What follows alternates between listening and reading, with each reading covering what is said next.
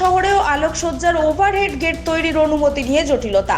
এই নিয়ে গতকাল প্রশাসনিক বৈঠক হয়। এরপর কিছুটা হলেও সমাধান সূত্র বেরিয়ে আসে।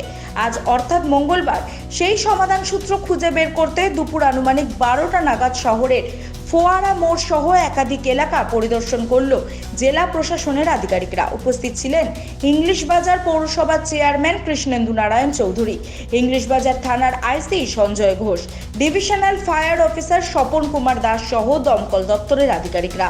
আমরা দেখতেছিলাম মেন রাস্তাগুলো যে কোথায় ওভারহেড আছে, যদি ঝড় উঠে তাহলে ভেঙে যাওয়ার কি আছে না আছে সব দেখেছিলাম।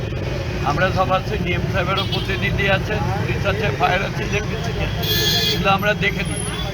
দেখে নিয়ে রিপোর্ট আমরা করে দেবো, তারপরে মানে যে ক্লাবের যে পারমিশন লেটারগুলো পাবো। শহরের বিভিন্ন প্রান্তে ওভারহেড গেট তৈরি করা হলে কি রকম সমস্যা হতে পারে তা সরেজমিনে খতিয়ে দেখা হয়। এরপরেই পূজা মণ্ডপ কমিটিগুলিকে ওভারহেড গেট তৈরির অনুমতি দেওয়া হবে কিনা জানা যাবে। তবে যদিও পরিদর্শনের পর ইংলিশ বাজার পৌরসভার চেয়ারম্যান কৃষ্ণেন্দু নারায়ণ চৌধুরী জানান, শহরের মূল রাস্তায় ওভারহেড গেটগুলি পরিদর্শন করা হলো। ঝড় বৃষ্টি হলে যাতে না ভেঙে পড়ে, কতটা মজবুত রয়েছে সেই গেটগুলি, পাশাপাশি রাস্তার মূল অংশ যাতে দখল না হয় সেই সমস্ত বিষয় খতিয়ে দেখা হলো। আগামীতে এই রিপোর্ট জেলা শাসকের কাছে তুলে দেওয়া হবে, তারপরই গেট তৈরির অনুমতি দেওয়া হবে ক্লাবগুলিকে।